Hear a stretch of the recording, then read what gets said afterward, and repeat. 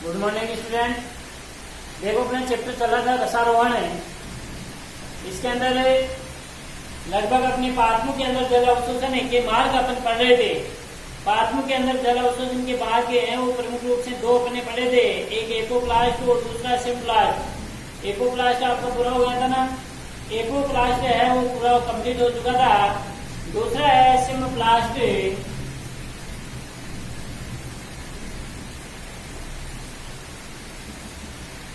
Apoplast अपना complete हो गया था और अगला है सिम्प्लास्ट। एपोप्लास्ट के अंदर अपने देखा था कि यह एक प्रकार का निर्जीव मार्ग होता है।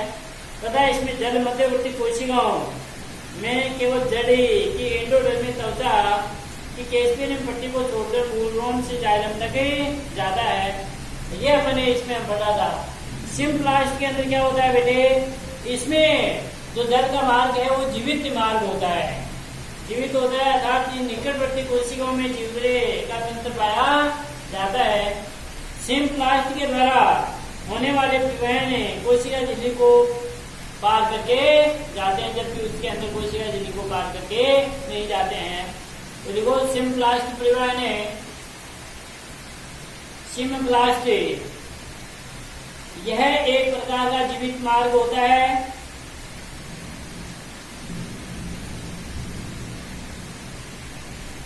यह एक प्रकार का जीवित मार्ग होता है।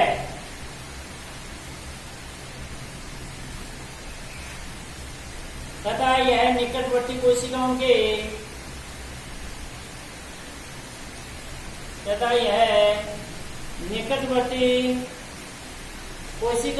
जीवद्रव्य का तंत्र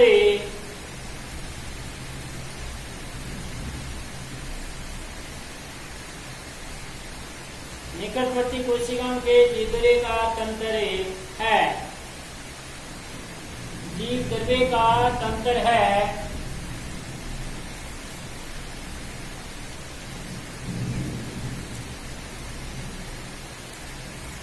चेंज करके लिखना। सिम्प्लास्ट द्वारा होने वाला परिवहन है। सिम्प्लास्ट द्वारा होने वाला परिवहन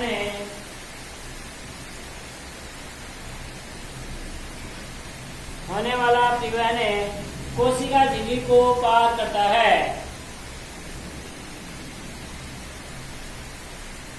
होने वाला परिवहन कोशिका झिल्ली को पार करता है।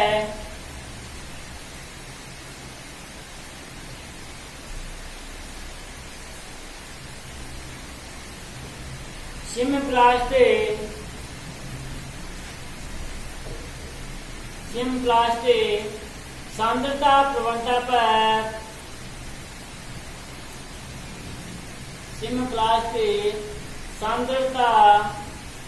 प्रवणता पर निर्भर करता है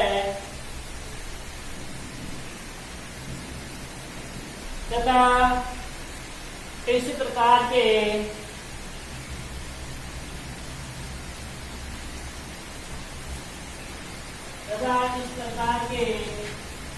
परिवहन में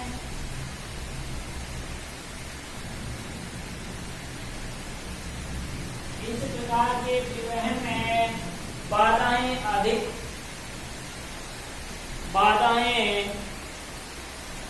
अधिक आती हैं।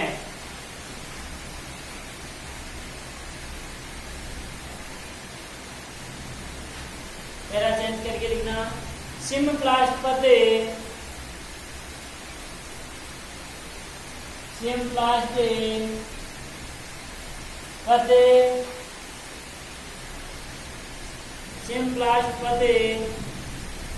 निम्न दो प्रकार का होता है। सिम्प्लास्ट पद निम्न दो प्रकार का होता है। पहला है वो आपका रिक्तिका सिम्प्लास्ट पद। फर्स्ट है रिक्तिका सिम्प्लास्ट पर और सेकंड है वह है रिक्तिका विहीन सिंप्लास्ट पद। रिक्तिका विहीन सिंप्लास्ट पद दो है। एक तो देखो रिक्तिका युक्त सिंप्लास्ट पद जिसके अंदर रिक्तिका पाई जाती है, और दूसरा है रिक्तिका विहीन सिंप्लास्ट पद। पहला लिखो रिक्तिका सिंप्लास्ट पद।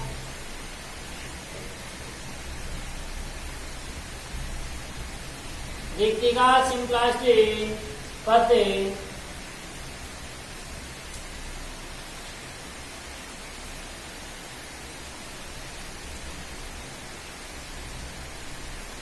इस प्रकार के पद में, इस प्रकार के पद में जल रिक्तिका के चारों ओर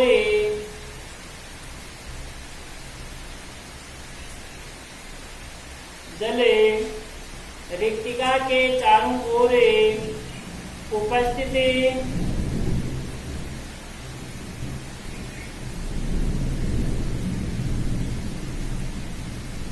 रिक्तिका के चारों ओर उपस्थित टोनोप्लास्ट से पार होता है। चारों ओर उपस्थित गिरी होती है जिसको अपन टोनोप्लास्ट कहते हैं। टोनोप्लास्ट से पार होता है।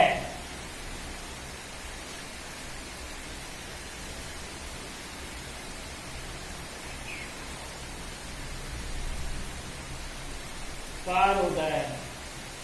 सेकंड है रिक्तिका विहीन सिंप्लास्ट पद। रिक्तिका विहीन सिंप्लास्ट पद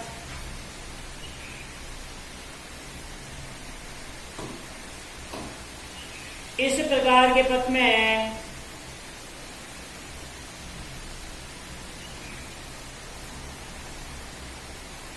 इसी प्रकार के पद में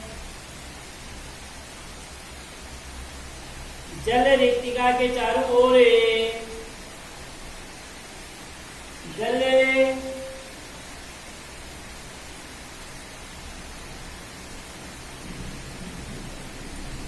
रिक्तिका के चारों ओर उपस्थित रिक्तिका के चारों ओर उपस्थित टोनोप्लास्ट से पार नहीं होता है। टोनोप्लास्ट से पार नहीं होता है। पार नहीं होता है।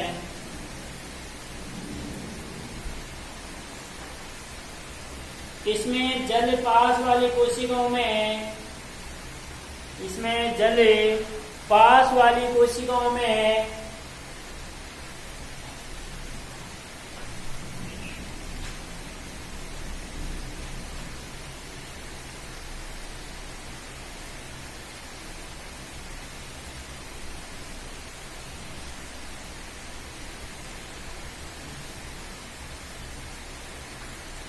पास वाली कोशिकाओं में प्लाज्मोडेस्माटा द्वारा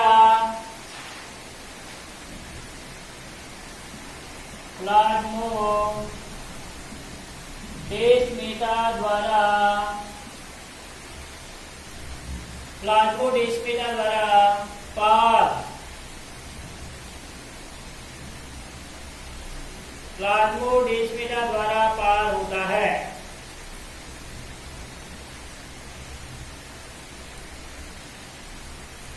दोनों पत्रों का जो डायग्राम है उसको देखो अपन बाद में बनाएंगे। इसके लिए लाइन छोड़ दो, 6-7 लाइन है, आप छोड़ दो।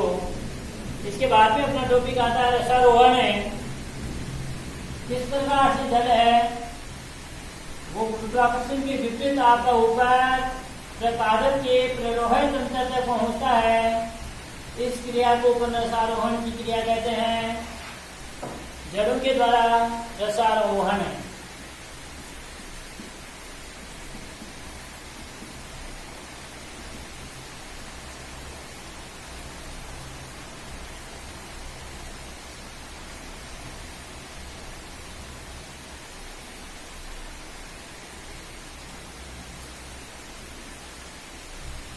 रसारोहण किसे कहते हैं? यानी मृदा से जो अवशोषित जल है, मिट्टी से मृदा से जो अवशोषित जल है, उस अवशोषित जल को पादप है वो गुरुत्वाकर्षण बल के विपरीत, कोई गुरुत्वाकर्षण का बल है, कोई भी वस्तु है अपने यदि ऊपर बैठते हो नीचे आती है, लेकिन जल है, जल गुरुत्वाकर्षण के विपरीत आपका जड़ों के द्वारा अवशोषित जल को कहाँ तक पहुंचाता है? प्ररोह तंत्र तक, पत्तियों तक, पादप तक जाता है। तो इस क्रिया को क्या कहते हैं? रसारोहण की क्रिया कहते हैं। देखो, मृदा से अवशोषित जल का, मृदा से अवशोषित जल का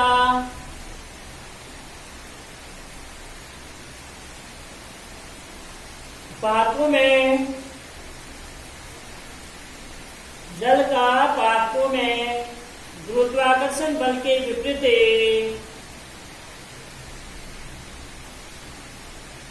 गुरुत्वाकर्षण बल के विपरीत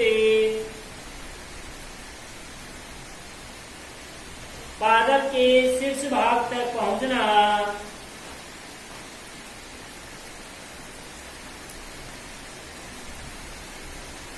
पादप के शीर्ष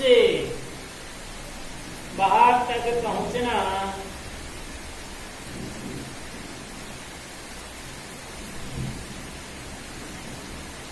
रसारोहण कहलाता है।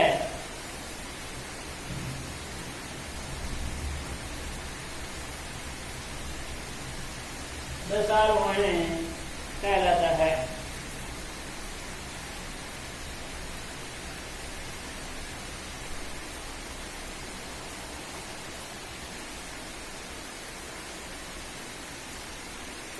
करके लिखो, रसारोहण के लिए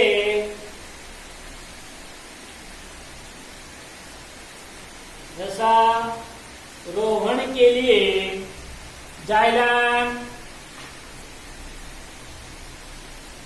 रसारोहण के लिए जाइलम मुख्य ऊतक, मुख्य ऊतक होता है। जाइलम मुख्य ऊतक होता है।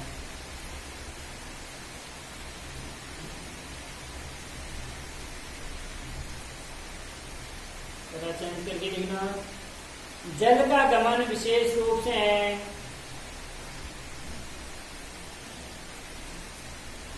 जल का गमन विशेष रूप से जाइलम के, विशेष रूप से जाइलम की वाहिकाओं,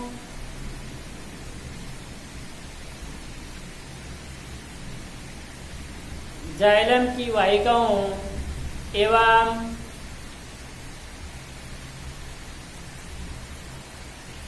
वाहिनियों द्वारा, वाहिकाओं एवं वाहिनियों द्वारा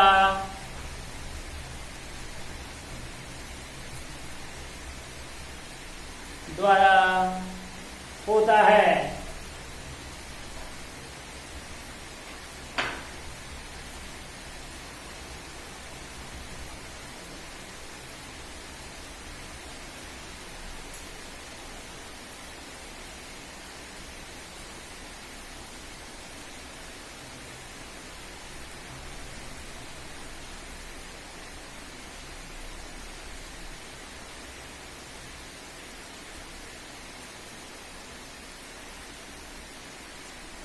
इसे रसारोहण का मार्ग, देखो रसारोहण का मार्ग,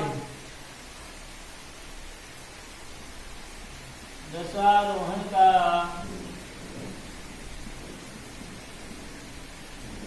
देखो बेटे, इसके मार्ग को समझने के लिए अपन एक प्रयोग करेंगे। इस प्रयोग के अंदर अपन क्या लेंगे, एक बालसम नाम का एक पादप है, उसको अपन लेंगे। बालसम पादप को अपन लेंगे। इस पादप को सेप्टेनिन थोड़ी सी अपन डालेंगे और डाल करके इस पादप को उसके अंदर पादप की शाखा को अपन काटेंगे और इसके 2-3 घंटे तक अपन उसके अंदर रख देंगे उस विलेन में। जैसे लगेंगे थोड़ी देर में बाद में अपन देखेंगे कि इस पादप की जो पत्तियां हैं, उन पत्तियों की जो सिराएं हैं, उनके ऊपर है वो आपके लाल लाल रंग है अपन को दिखाई देने लग गया, क्योंकि वो सेप्टेनिन था, वो लाल था, जिसके कारण से वह भी अपन को लाल दिखाई देने।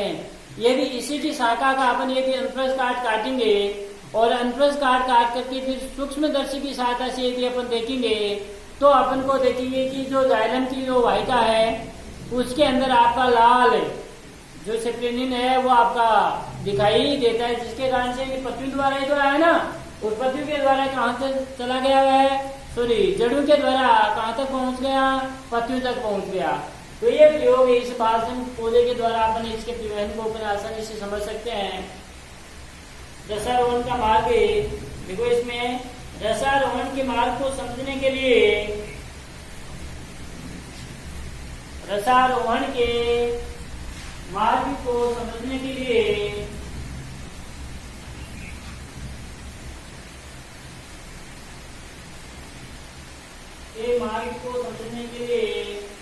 हम एक सामान्य प्रयोग करते हैं। प्रयोग क्या है ये अपन लिखेंगे, प्रयोग।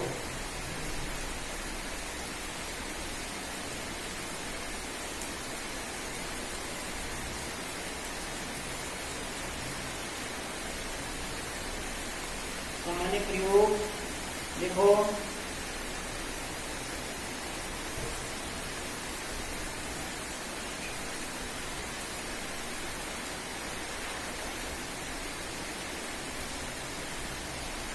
बालसम पादप के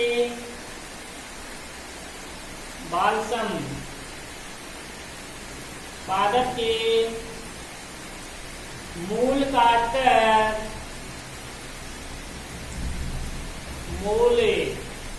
काटकर कटे हुए सिरे को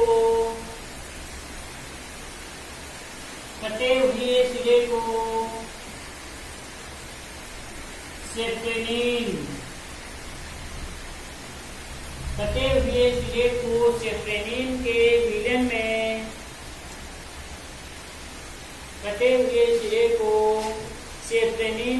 विलयन में, दो या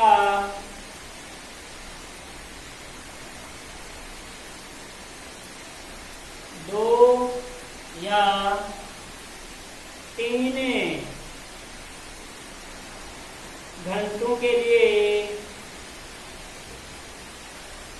डुबो कर रखते हैं। इन सेप्टेनिन का विलयन है ना, उसके अंदर डुबो कर रखते हैं।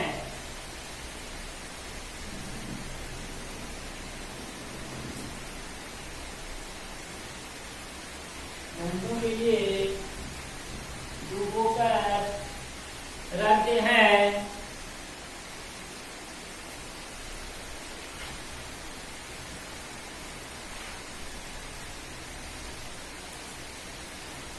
दो घंटे रखने के पश्चात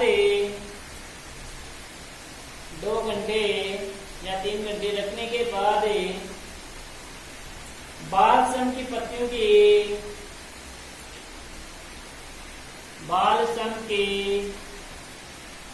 की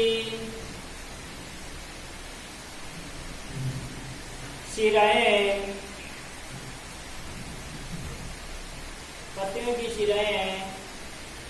लाल दिखने लगती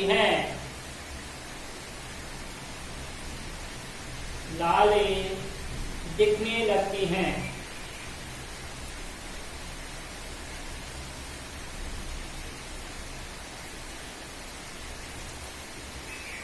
इस अवस्था में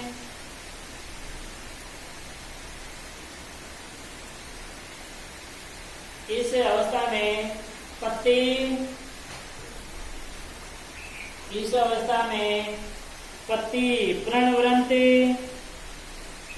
पत्ती प्रणवरंते, भाई अपन पत्ती को भी काट सकते हैं, प्रणवरंते अथवा शाखा के,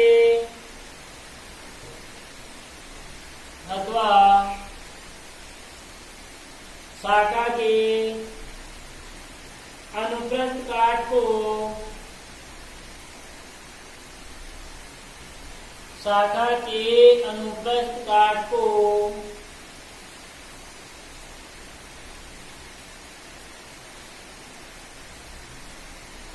सूक्ष्मदर्शी से देखने पर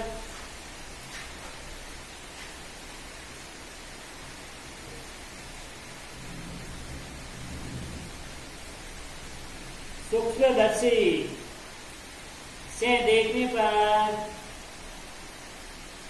सेप्टेनिन का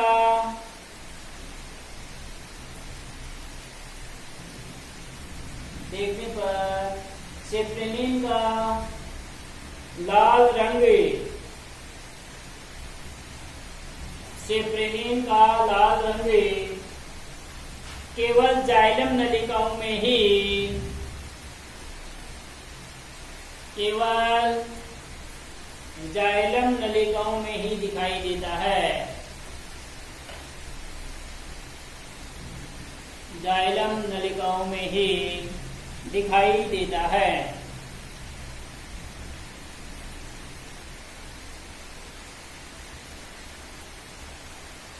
दिखाई देता है।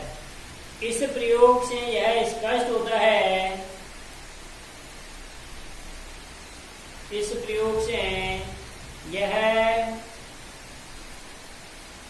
स्पष्ट होता है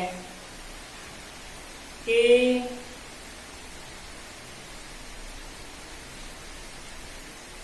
जल का गमन है, जल का गमन है अर्थात रसारोहण है, अर्थात रसारोहण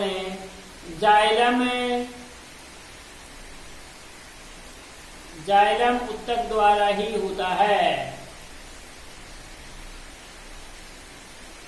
जाइलम उत्तक द्वारा ही होता है।